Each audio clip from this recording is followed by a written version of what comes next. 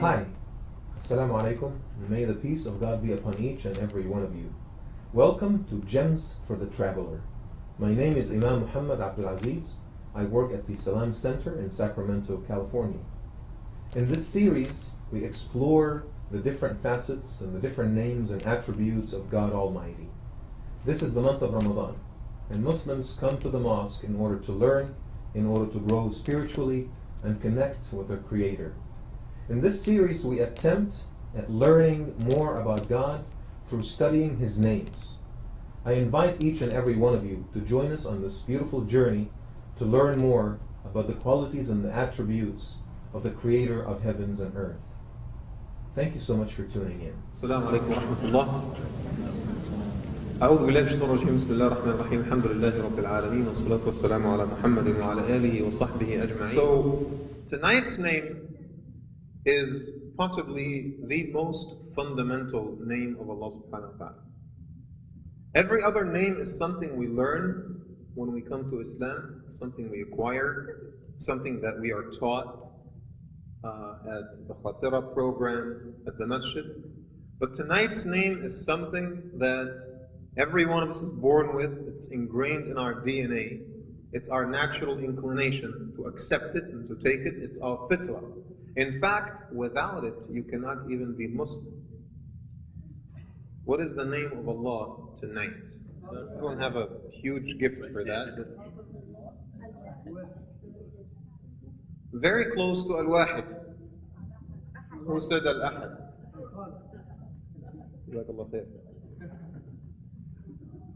Tonight, inshallah ta'ala, we talk about Allah's name, Al-Ahad.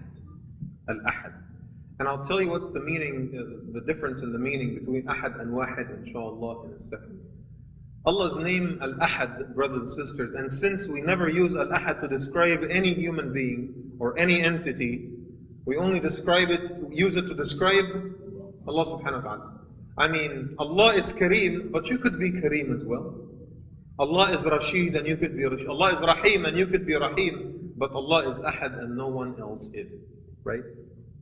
This is an exclusive quality to Allah, just like Al-Khaliq when we talked about it. Allah's name, Al-Ahad, brothers and sisters, is the fundamental law of the universe. Right? It's the fundamental law of the universe. It is the natural tendency that each and every one of us has in his or her heart to accept Allah as one. Al-Ahad, الذي ليس له شريك, الذي ليس له مثيل, الذي ليس له ند. Allah is the one, Al-Ahad, who has no equal. He is absolutely unique. There is nothing like Him. He has no partner. He has no competitor. There is no one that is like Him. There is no one that can become like Him. There is no one that can become at a level comparable with Allah subhanahu wa ta'ala whatsoever. Allah, Al-Ahad. The difference between Ahad and Wahid. Wahid is one. But Ahad is one and only, has absolutely no equal or match or competitor. Right? That's the difference. Wahid is one. But Ahad is not only one, but unique. And there is absolutely nothing that is similar to Him subhanahu wa ta'ala. Why do we say that Ismullah al-Ahad is such a fundamental name?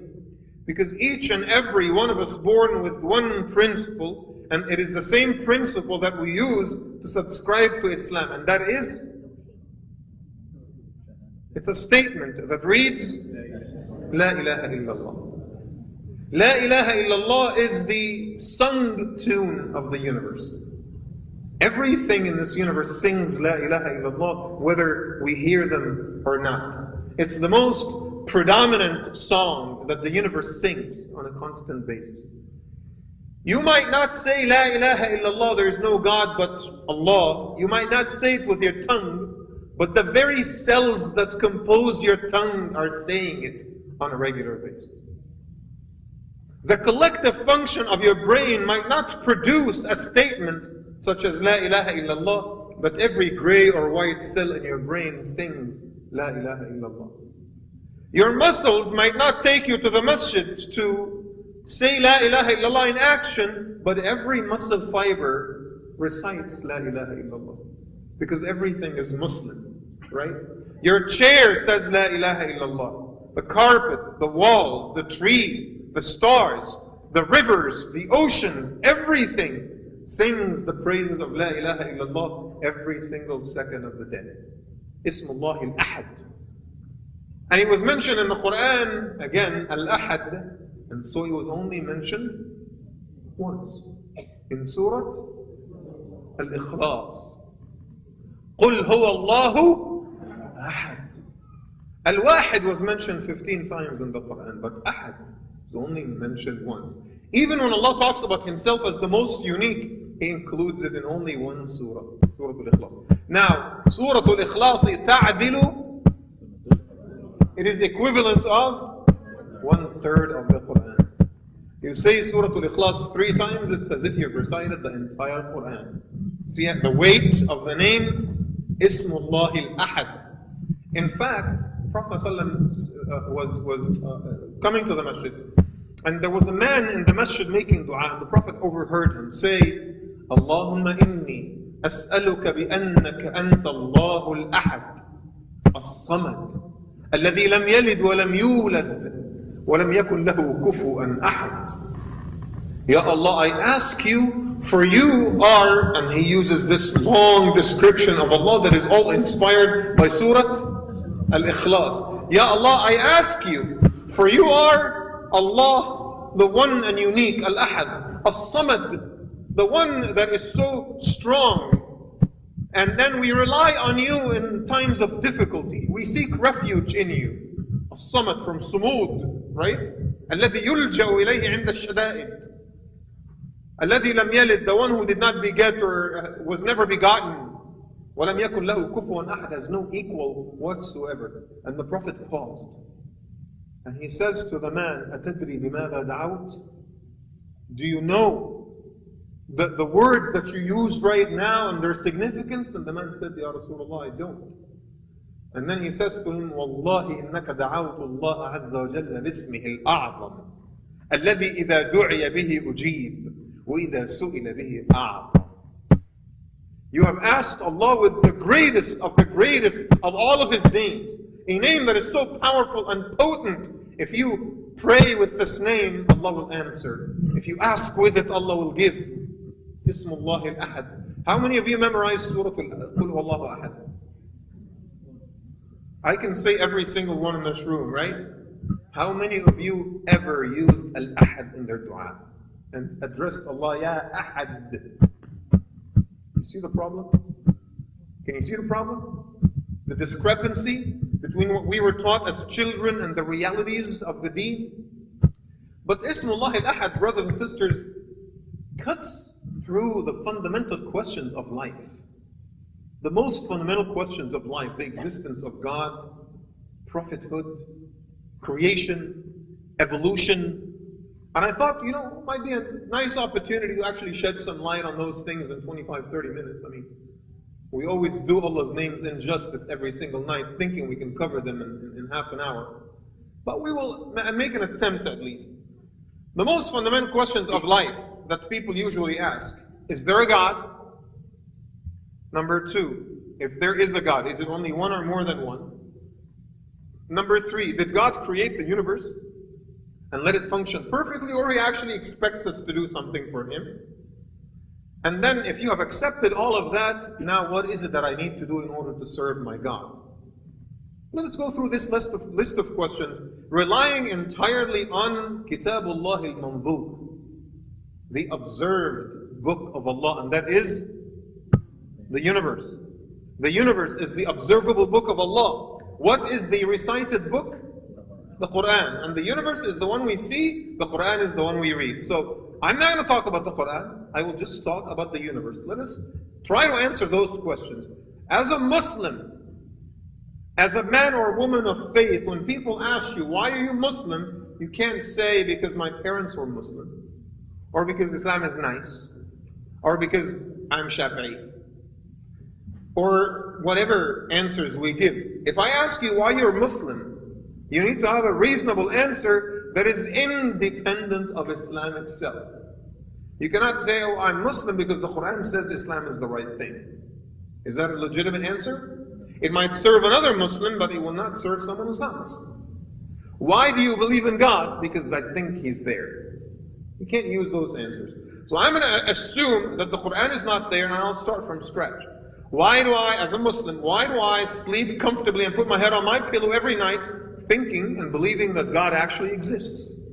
I know that for a variety of reasons. Number one, the uniformity of creation. The creation of Allah is uniform. Almost every creation is male and female. They mate and they have offspring, right? Except for some of the most lower and most primitive forms of existence. Mammals, reptiles, amphibians, birds, everything. Male, even plants. Male and female, they mate and they produce offspring, right? Now, even at the primitive forms of existence where there's no mating, there's no male or female, the way by which cells divide is still uniform. Because all cells look the same. You have the cell membrane, you have a mitochondria, you have the nucleus and the nucleolus. They all look the same. And the process of cell division is actually quite uniform in all living organisms, big or small. That's uniformity. And uniformity testifies to one source of existence, Allah subhanahu wa ta'ala. Number two, the concept of parents that care about their children. Is that a strictly human concept? Or is it a universal concept? Almost everything that has offspring has the natural instinct of caring about its own children. You don't see birds or reptiles that eat their children. We don't see that, right? So the concept of a caring mother and a father that works hard to sustain a family is a universal concept, and again it testifies to the fact that this universe has one common origin. Again, I did not use anything from the Quran so far.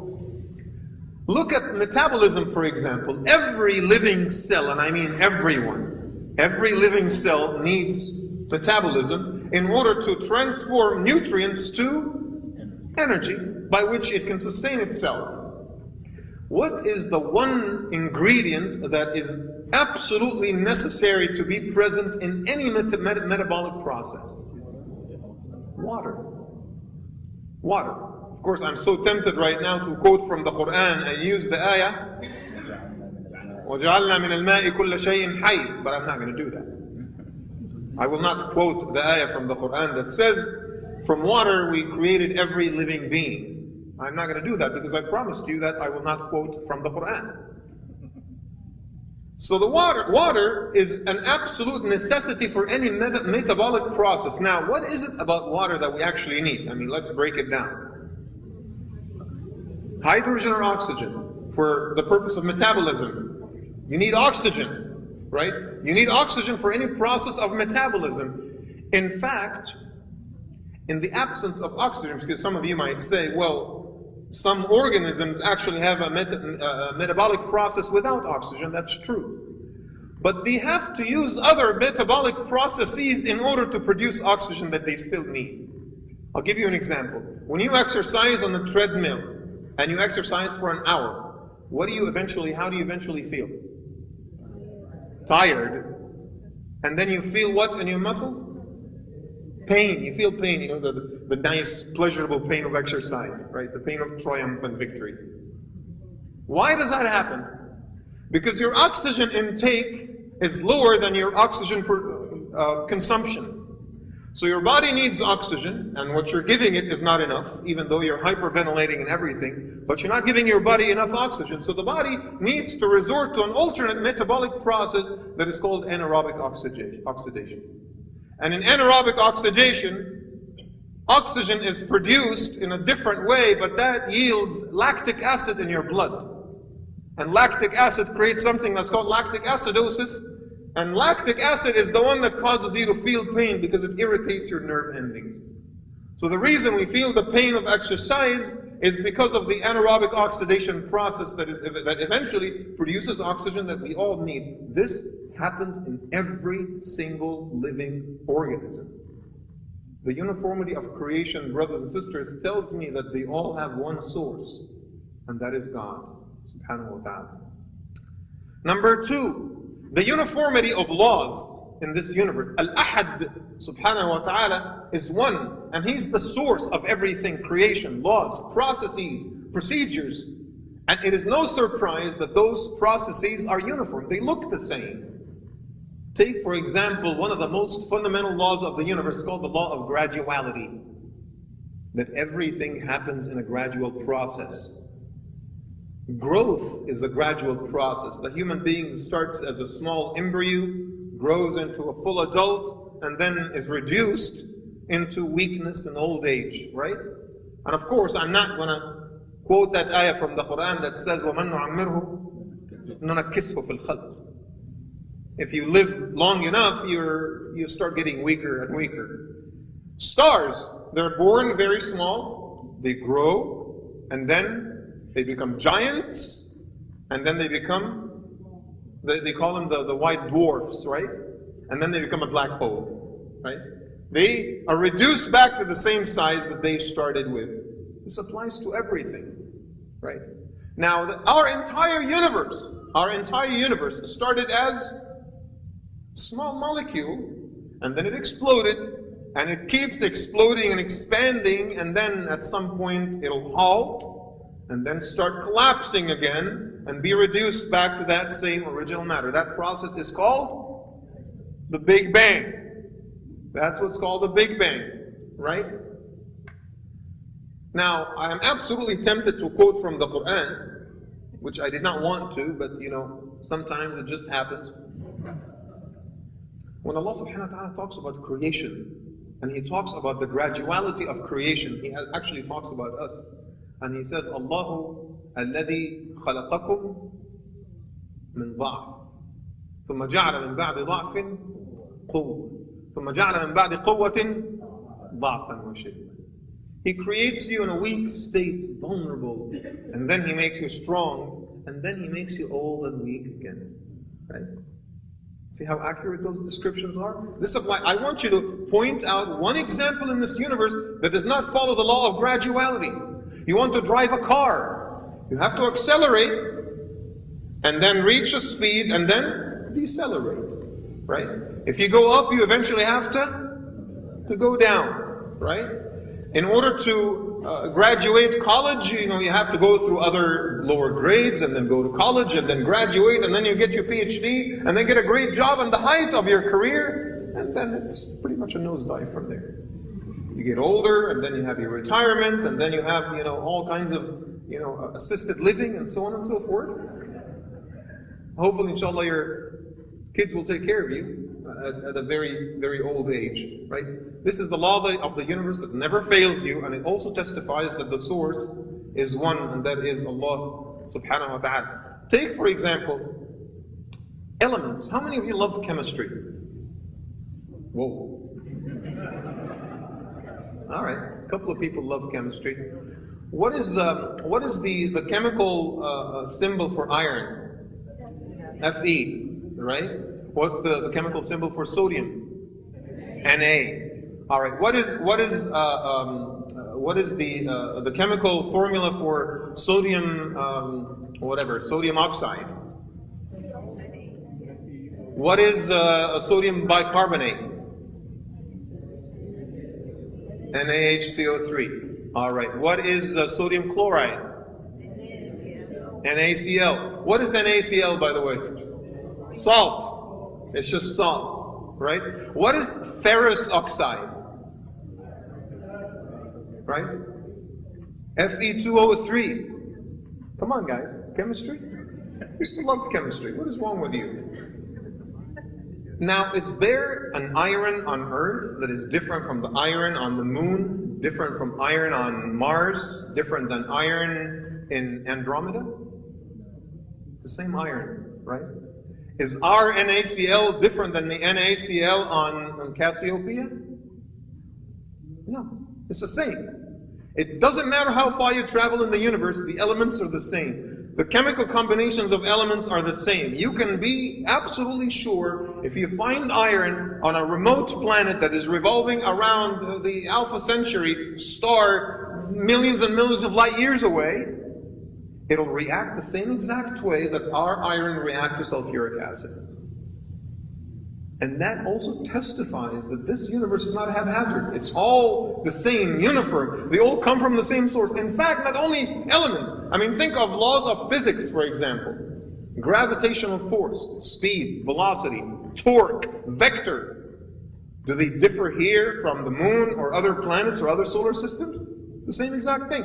The speed of light is uniform throughout the universe. It doesn't matter where you are. That also tells me that the source is one, and that is Allah subhanahu wa ta'ala. Now, we'll take you to a third dimension, and that is evolution. They have really put us in a very difficult position, forcing us to choose between faith and evolution. Does that make sense to you? Anyone who rejects evolution has a problem in their brain. Anyone who thinks evolution doesn't exist is simply has IQ issues. This is how I look at it. Because evolution exists in everything, and it's so undeniable that it really takes someone with very, very low IQ to reject it. At the same time, if you accept evolution with its entirety, rejecting other factors that have modified it and adjusted it, you are not painting the full picture. Evolution is a law of the universe that cannot be denied, but Allah subhanahu wa ta'ala is the one that guides us and cause it to move in one particular direction. Let me give you some examples on how Allah subhanahu wa ta'ala causes the laws of evolution to be violated and to be exempted sometimes.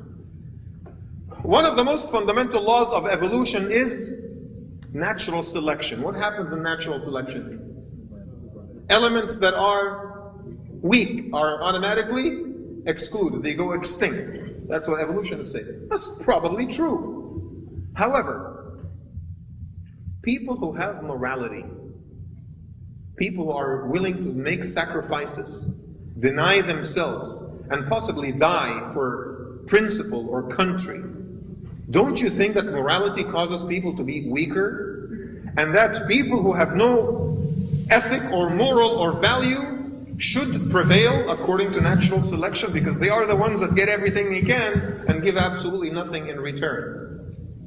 If evolution applies to everything, we would have only seen the worst of humans. Yes, very biologically strong, but utterly immoral, and those are the ones that survive.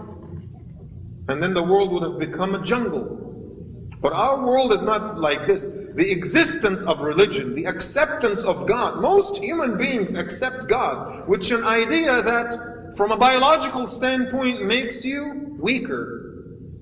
If you believe in God and you believe in ethics and morals and you're not sleeping around and you're not disseminating your sperms everywhere, that means as a moral person, you don't have any offspring except for the one or two children that you've had. Unlike rapists, for example, right? Or people who are just absolutely promiscuous, we would have seen more of those. But that is not the case. There's still struggle between haqq and batil. There's still struggle between right and wrong in this world. And most human beings accept the concept of God, even though they should have been naturally selected out of the system a long time ago, and we don't see that.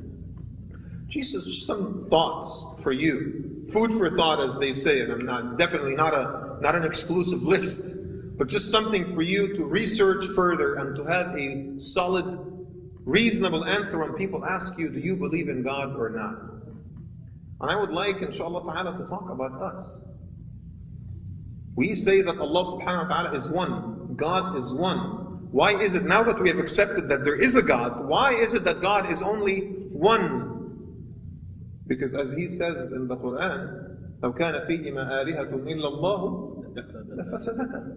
If there were multiple gods that created multiple things, they would compete with each other, and everyone would want to take their own domain and cause their own domain to be superior to the other guy's domain, unless gods have a meeting and they actually agree on turfs and stuff like that.